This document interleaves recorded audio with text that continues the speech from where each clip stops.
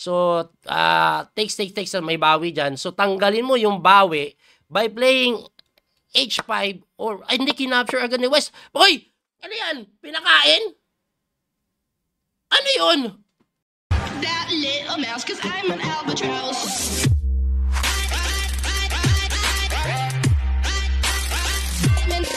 Okay, isang mabilis na recap lang. This is game number 12. Kailangan manalo ni Wesley para ma-secure po yung top 8. Kalaban niya si Anish Giri. Flip natin yung board.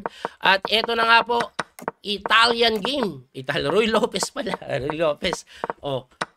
Aha. So, medyo walang early draw ito. Talaga magpipisakan to, mga sir. Magpipisakan talaga to.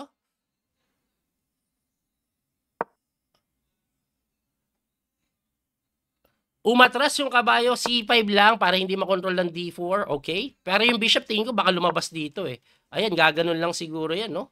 Pero kahit nandito, wala siyang gagawin unless makapag F5. So, I think, ganun yung ginawa eh. No? Bishop B7 siguro, yan yung gagawin play ni Wesley. Pair of bishop si Wesley pero hindi maganda yung pawn structure niya. Ang kunat naman nun. Probably he's planning to go bishop here tapos tutulak. Later on, kailangan kasi maitulak talaga yan eh. No? Ayan na nga. Yung knight, baka tumalon doon and then mag-F5 para mabukas. Kasi pero bishop siya, kailangan naka-open game. Yan yung kailangan gawin yan. Kailangan ganyan yung gawin yan. Labanan ng dalawang drawish king pero hindi sila magtatabla agad dahil pag tinabla nila ito, hindi maganda yon para sa kanilang dalawa. Must win sila last round. Grabe pressure nun. So, they will try to win this round. Ganun gagawin yan. And then last round, lalo na po si Anish kasi punis si Anish eh. Magbla-block siya next round eh. Si Wesley, actually okay pang magtabla. If Wesley so will go for a draw, ipapanalo niya yung white niya last round, pwede.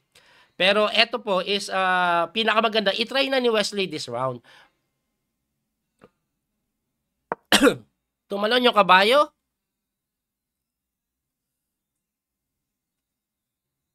Kailangan atang pansinin na may talon dito, no?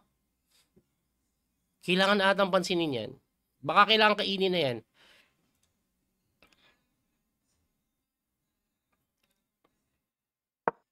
Wala na, nagtabla-tabla na po yung mga nasa taas.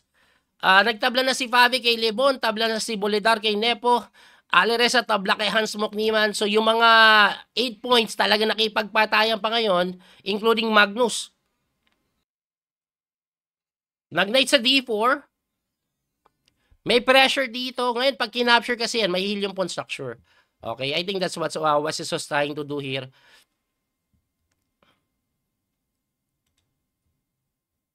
Nag-iisip si Anish Giri, medyo mabagal po siya dito. Mabagal si Anish Giri. Lamang ng 1 minuto mahigit si Wesley. Looking good pag ganyan. Kinapture ng kabayo. Of course, pawn takes. Slightly better na daw dito si Wesley. Bishop dito para hindi makatalon siguro yung kabayo. And then later on, mag-F5. Kukunin lang muna to. Looking ko dito for the side of Wesley. Yung kanyang pair of bishop talagang gamit. Mag-F5 na ba? Or kailangan pang mag-rook dito or rook E8? Ako F5 na ako eh. Para mabuhay na po agad. Ayan, in-F5 na nga ni Wesley. And para makapag-decide din siya kung hindi kakainin, dito siya pupunta eh. Doon pumunta. So, eto na. At mukhang lamang na po ito. Si Wesley kasi pair of bishop po ito, no? Siguro gaganyan, gaganon. I'm not sure, pero tingnan natin. Malakas yung bishop ni Wesley. So, dito, wow! Ang sinasuggest ng engine, rook C5, winning na daw. Antindi nun, ha? Tatakbo ka sa open file, bibigay ka pressure dito. Ginawa ni West. Ang tanong, anong gagawin pag gumanyan lang? And then rook E8. Ayan. Wow. Tapos ganito, may pressure doon. Ayun na nga, Queen C6 was played. Now he's putting a lot of pressure dito po sa pawn na nasa may C2. This is looking good for the side of Wesley. Lamang, magwa-1 pawn up eh.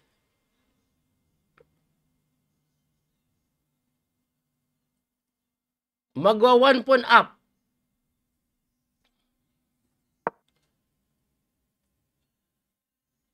Ina-attack ito. Pero baliwala yan, kakainin lang, may mati dun eh. Pwede na rook take C2, pero ang best rook E8. Sa kabi ng engine, nakita ni West. Rook E8 was played. And eto na nga, pinapasipa lang yan before he takes this. Para walang pressure dyan, Bishop C8. O kaya H5 daw. Makita kaya ni Wesley yung mga tira na yan. Kasi once you capture here, may bawi dito eh. So, takes, may bawi dyan. So, tanggalin mo yung bawi by playing H5 or, ay, hindi, kinapture agad ni West. Hoy! Ano yan? Pinakain? Ano yun?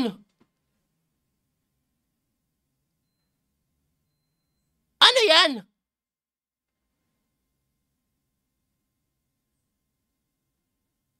Ano yan?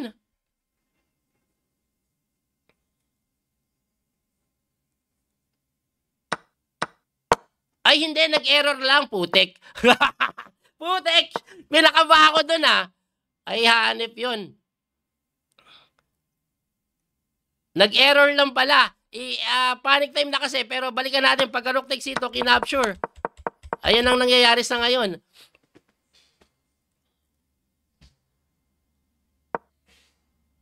Nag-error lang. Relax. Relax. This is a one-point-up situation for Grandmaster Wesley. So,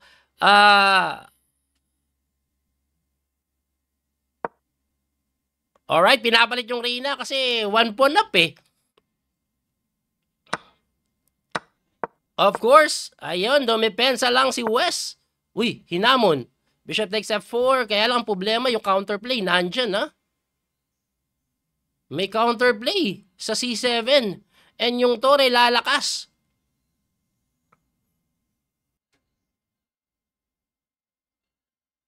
Kinapture. Check siguro yan. Rook E1. Hindi, sinipod. Binigay ito. Oh, may pressure doon. Okay, may magandang pressure dito. Tapos iilalim yan eh. Alright, passpawn. Okay, may passpawn dito. Okay yan, okay. Ayun, tinulak na.